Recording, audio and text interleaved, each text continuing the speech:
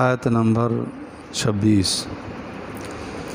نحمدہ و نصلی علی رسولہ الکریم، اما بعد، اعوذ باللہ من الشیطان الرجیم، بسم اللہ الرحمن الرحیم۔ ومثل کلمۃ خبیثۃ کشجرۃ خبیثۃ اجتثت من فوق الارض ما لها من قرار۔ صدق اللہ العظیم۔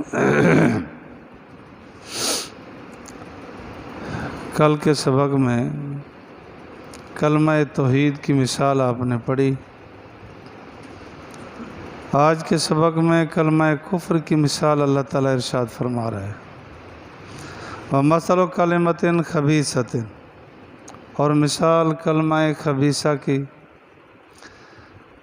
ایسے ہے کشجرۃ خبیثۃ اجتثت، جیسے کہ خبیث درخت کہ پھیلا دی گئی من فوق الارض، زمین کے اوپر، ما لہا من قرار، اس کے لیے کوئی قرار نہیں ہے۔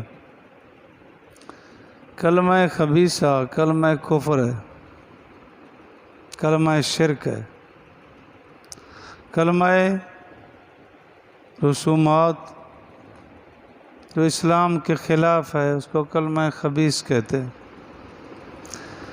اس کی مثال اللہ تعالیٰ ارشاد فرما رہے ہیں کہ جیسے ایک درخت ہے، اونچا نہیں ہوتا، زمین پر وہ پھیلا ہوا ہوتا ہے،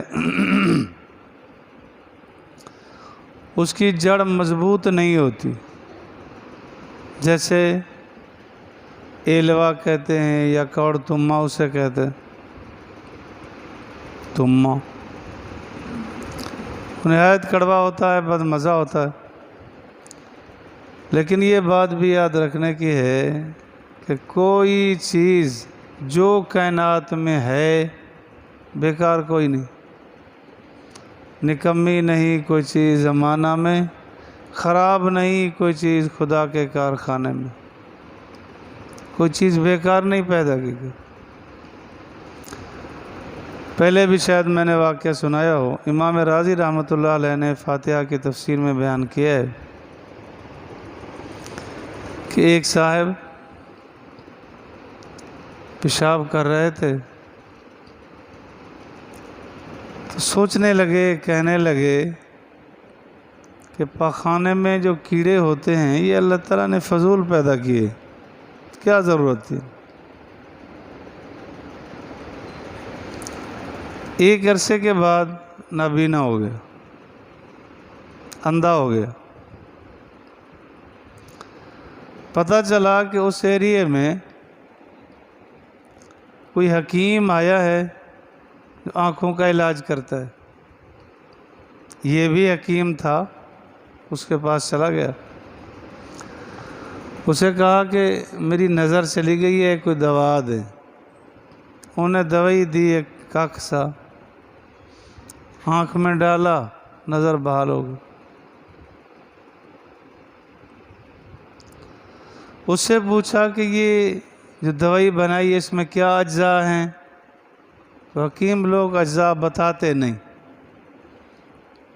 آپ ان نسخے ساتھ لے جاتے، اس وجہ سے یونان تقریباً ختم ہو گیا، برائے نام رہ گئے،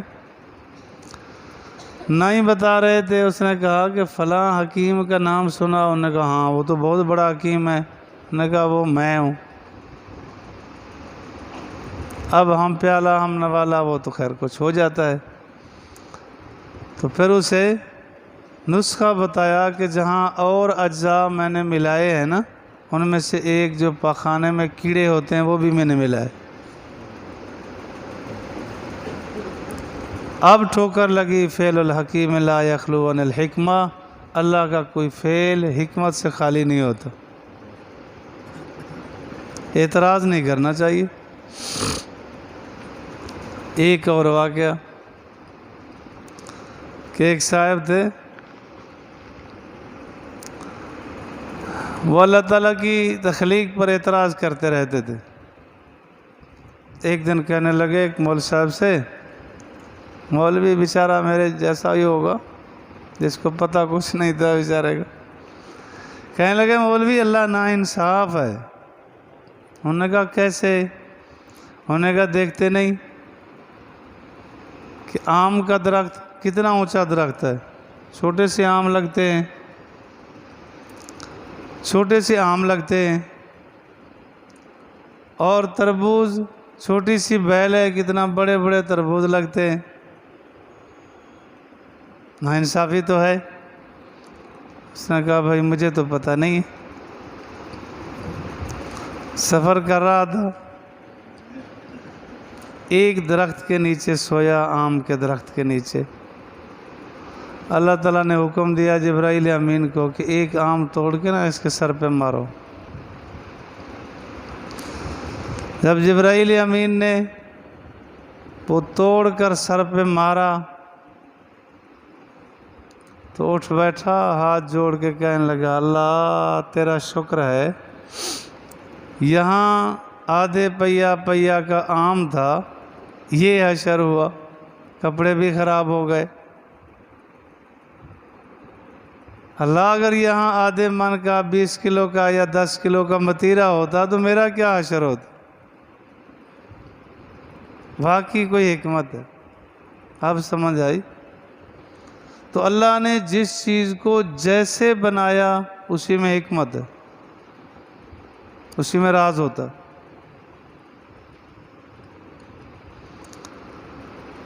سانپ کو اللہ نے بنایا بیکار نہیں بنایا۔ ایک تفسیر میں نے پڑھا ہے کہ ایک بالشت کا سانپ ہوتا ہے، جب رات کے 2 حصے گزر جاتے ہیں نا، وہ کسی راستے میں کھڑا ہو جاتا ہے اور منہ کھول لیتا ہے، زہریلے اثرات چوستا ہے۔ اگر وہ نہ چوستا تو وہی تقسیم ہوتے، وہی بیماریاں پھیلتی۔ اب دیکھیں ہر ہفتے کے بعد سانپ اپنی کھینچلی نکالتا ہے، وہ مجسمہ ظاہر ہوتی۔ تو اللہ تعالیٰ کی حکمت ہے ہر چیز۔ کبھی کسی چیز پہ اعتراض نہ کرو، اللہ نے جس کو جیسے بنایا ٹھیک بنایا، بالکل ٹھیک بنایا، اللہ نے اپنی قدرت دکھائی۔ کلمہ خبیثہ، کلمہ کفر بک دیا، کلمہ شرک کہہ دیا، ایسا کلمہ کہا جس سے ایمان سے نکل گیا، شاعر اسلام پہ اعتراض کر دیا کہ کلمہ خبیثہ ما لہا من قرار، اس کا کچھ بھی نہیں ہوتا، آیا اور گیا، لیکن برباد ہو گیا۔ یثبت اللہ الذین آمنوا بالقول الثابت، اللہ تعالیٰ ثابت رکھتے ہیں ان لوگوں کو جو ایمان لائے، بالقول الثابت، قول ثابت کے ساتھ، فی الحیات الدنیا، دنیا کی زندگی میں، اور آخرت میں، اثبات عذاب قبر۔ آپ علیہ السلام نے فرمایا القبر حق، قبر حق ہے، فاماتہ فاقبرہ، مر جاتے ہیں تو قبر میں تو جانا ہی ہے، جس کو اللہ نصیب کرے۔ کسی کی بدقسمتی کہ قبر ہی نصیب نہ ہوئی۔ حضرت عثمان رضی اللہ تعالیٰ عنہ قبر کو دیکھ کر اتنا روتے تھے کہ داڑھی مبارک آنسوں سے تر ہو جاتی۔ اسی زمین پر اسی جگہ دیکھ کر قبر کو روتے تھے، یہ نہیں کہ لوح محفوظ میں چلے جاتے، عرش معلیٰ پہ چلے جاتے، اسی قبر کو دیکھ کر روتے تھے۔ حدیث پاک میں آتا ہے کہ جب میت کو قبر میں رکھا جاتا ہے، مومن ہوتا ہے، فرشتے آ جاتے ہیں خوبصورت شکل میں، 3 سوال کرتے، من ربو کا، تیرا رب کون ہے؟ اور وہ مومن ہے تو جواب دیتا ہے ربی اللہ۔ ما دینوں کا تو جواب دیتا ہے دینی الاسلام، میرا دین اسلام ہے۔ من نبیوں کا، نبی محمد صلی اللہ علیہ وسلم۔ یہ جواب وہ آدمی دے سکے گا جس کو رسوخ اور مضبوطی ہے دین پر، وگرنہ وہی پہلے بھی شاید میں نے کبھی واقعہ سنایا ہو، پیر ذوالفقار صاحب مدث اللہ نے بیان کیا کہ ایک آدمی نے ایک طوطے کو سکھایا کہ جب بھی کوئی آئے تو تم نے کہنا ہے السلام علیکم، دروازہ کھٹکے تو کہنا ہے السلام علیکم، ایسا کہتا تھا، سکھلایا اس کو۔ ایک مرتبہ بلی آئی تو وہ السلام علیکم بھول گیا، وہ اپنی زبان بولنے لگا ٹائیں ٹائیں ٹائیں ٹائیں، بلی کھا گئی اسے۔ اس کا مالک پریشان تھا کہ میں نے تو اس کو سکھلایا یہ تھا، یہ اس نے کہا نہیں۔ تو کسی اللہ والے نے سمجھایا اسے کہ جی بات یہ ہے کہ جو چیز یہاں تک ہو وہ تو اپنی ذات رہتی ہے، رسوخ ہوتا ہے جب دل دماغ میں ہو۔ آپ نے جو اس کو سکھلایا تھا وہ صرف زبان تک تھا، دل دماغ میں نہیں تھا۔ تب جب اس پر آڑا وقت آیا وہ اپنی اصلی زبان بولنے لگا۔ اگر ہم نے رسوخ نہ پیدا کیا، اسلام پر نہ چلے، نام کے رہے کام کے نہ بنے، پر وہی ٹائیں ٹائیں رہ جائے گی۔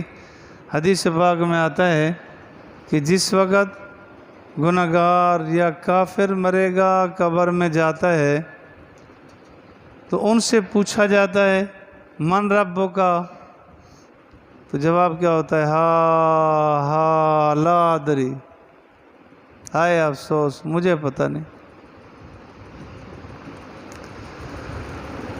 دوسرے سوالات بھی ہوتے ہیں، تو کیا خیال ہے آپ کا دل دماغ نہیں مان رہا کہ سوالات زندہ سے ہوتے ہیں مردہ سے؟ روح آئی ہے تب سوالات ہو رہے ہیں اور وہ جواب بھی دے رہے ہیں۔ یہ بھی حدیث پاک میں آتا ہے کہ جب میت کو دفن کیا جاتا ہے، فرشتے آتے ہیں، سوالات کرتے ہیں، تو اسے عصر کا وقت دکھایا جاتا ہے۔ اب وہ انہیں کہتا ہے اگر وہ عادی ہوتا ہے تو، نماز کا عادی ہوتا ہے تو کہتا ہے دعونی اصلی، مجھے چھوڑو میں نماز پڑھتا ہوں، سورج غروب ہونے لگا ہے مغرب ہو جائے گا۔ کاش یہ ہمارا مزاج بھی بن جاتا، ہر آڑے وقت میں بھی، درد میں، بخار میں، بیماری میں بھی نماز نہ بھولتی، نام بھلا دیتا۔ مفتی شفیع صاحب رحمۃ اللہ علیہ فرماتے ہیں کہ قبر کی سزا جزا 10 آیات سے اشارتاً ثابت ہے اور 70 احادیث متواترہ سے واضح واضح ثابت ہے، اس کا انکار نہیں۔ بخاری شریف میں حدیث ہے، آپ علیہ الصلوۃ والسلام نے فرمایا جب میت کو دفن کیا جاتا ہے نا، اب دفن کرنے والے واپس ہو رہے ہوتے ہیں تو وہ ان کے جوتوں کی کھسکھساہٹ کو سن رہا ہوتا ہے۔ یہ عام مردوں کی باتیں ہیں، جوتوں کی آواز سن رہا ہوتا ہے، کرانے آلہ کے الفاظ ہیں، جوتوں کی آواز سن رہا ہوتا ہے۔ تو عذاب قبر حق ہے۔ جب روح نکلتی ہے تو فرشتے روح لے جاتے، آسمانوں پہ لے جاتے ہیں، 7ویں آسمان سے اوپر ایک مقام ہے علیین، جو نیک آدمی کی روحیں ہیں وہ وہاں لے جاتے ہیں۔ اور اگر وہ نیک نہیں، اعلیٰ درجے کا فاسق ہے، کافر ہے، مشرک ہے، تو اس کی روح کو لے جاتے ہیں، پھر اسے زور سے پٹکا جاتا ہے، 7 زمینوں کے نیچے سجیین ایک مقام ہے، اس کی روح وہاں چلی جاتی ہے۔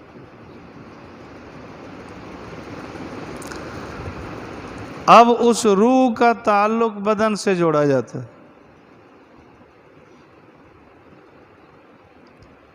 اب جس وقت سوالات ہوتے ہیں روح موجود ہے اور اس کا تعلق باقی رہتا ہے۔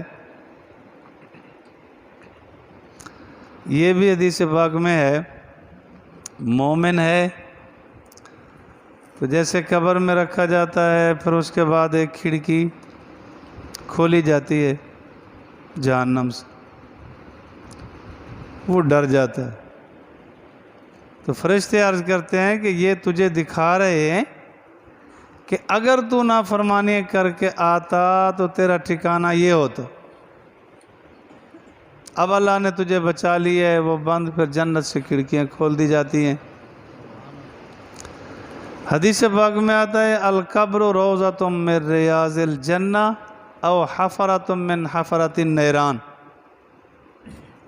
قبر جنت کے باغوں میں سے ایک باغ ہے یا جہنم کے گڑھوں میں سے گڑھا ہے۔ ادھر سے کھڑکیاں کھول دی جاتی ہیں، دروازے کھول دیے جاتے ہیں، کہا جاتا ہے نم کا نومت العروس، آرام سے سو جا جیسے دلہن سوتی ہے، شوہر کے علاوہ کوئی نہیں جگائے گا، پرسکون سو جاتا، راحت ہوتی ہے، جزا سزا ملتی ہے، اور ملتی بھی دونوں کو ہے، بدن کو بھی روح کو بھی۔ یہ غلط ہی ہے کہ صرف روح کو، مزے تو دونوں اٹھائیں، اور سزا صرف روح کو ہو، کیوں؟ ایسا نہیں ہوتا۔ باقی اللہ تعالیٰ مجھے اور آپ کو دین کی سمجھ فہم نصیب فرمائے۔ الحمدللہ رب العالمین والعاقبۃ للمتقین۔